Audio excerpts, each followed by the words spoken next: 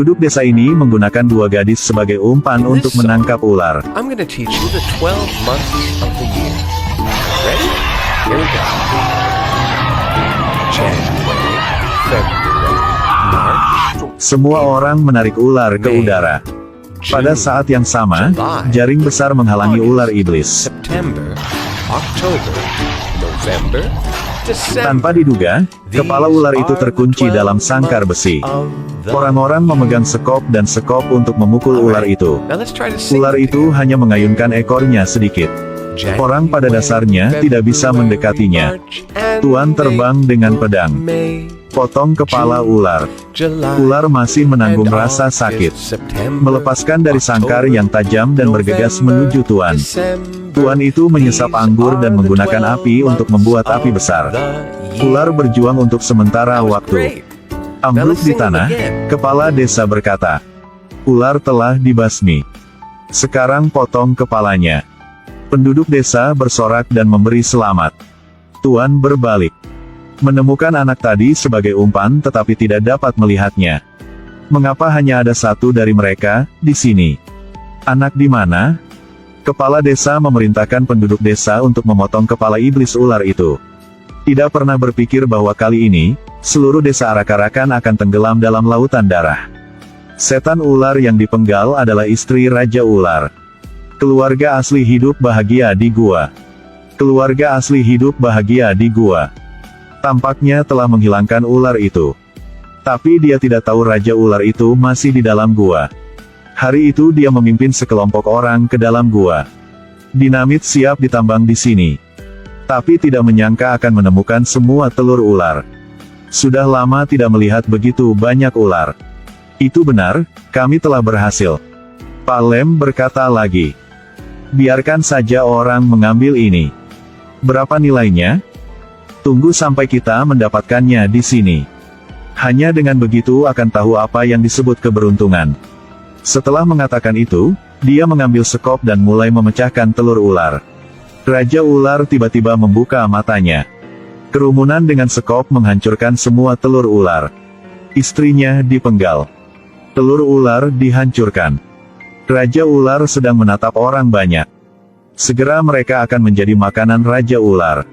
Yang lain buru-buru berlari keluar dari gua. Selanjutnya adalah balas dendam gila dari Raja Ular. Kepala desa menemukan bahwa iblis ular dipenggal dan menghilang tanpa jejak. 2 orang meninggal secara misterius. Orang-orang semuanya takut. Segera berlari ke rumah kepala desa dan berkata, pada saat ini, Raja Ular juga telah datang ke desa. Semua orang segera lari dengan cepat. Semua orang berlari ke dalam. Takut melihat pintu. Raja Ular jatuh dari atap rumah. Kerumunan dengan cepat melarikan diri. Adegan menjadi kacau. Raja Ular juga mengejar.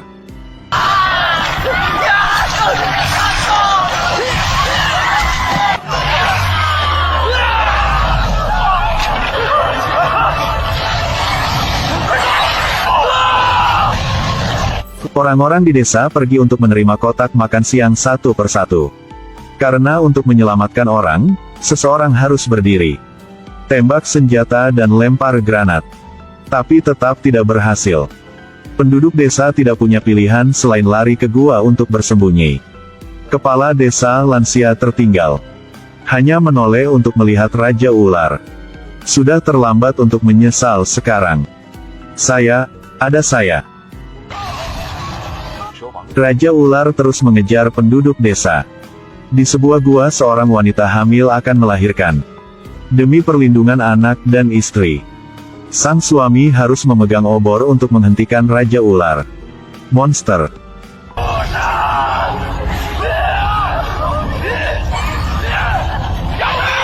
Ayo makan saya.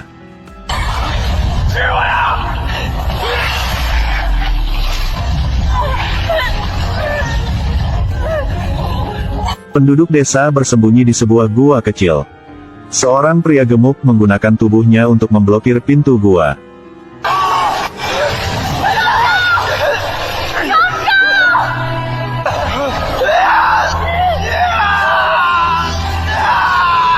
Penduduk desa yang aman sementara. Pada saat ini, putri pemilik lem dan malaikat sukarelawan pergi keluar untuk menarik perhatian Raja Ular. Dua orang memegang dinamit ke pintu masuk gua. Pergi ke sini. Aku di sini. Datang ke sini untuk saya. Raja Ular segera keluar dari gua. Keduanya lari ke hutan.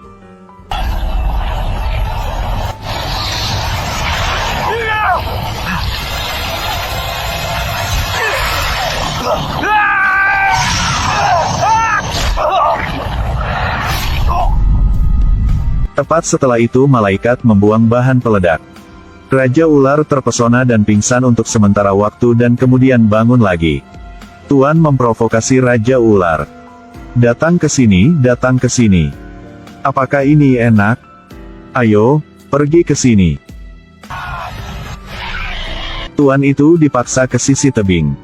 Sekarang tidak ada jalan kembali. Raja Ular perlahan merangkak. Tuan menyalakan dinamit. Melompat dari tebing. Suara ledakan besar. Kepala Raja Ular telah diledakkan. Saat ini, sebuah keluarga dengan istri dan anak-anak masih ada di otaknya. Istri membunuh telur ular pecah. Dirinya sendiri dibom. Tidak mau memejamkan mata. Orang-orang berkumpul di sekitar. Sekarang aku ingat malaikat.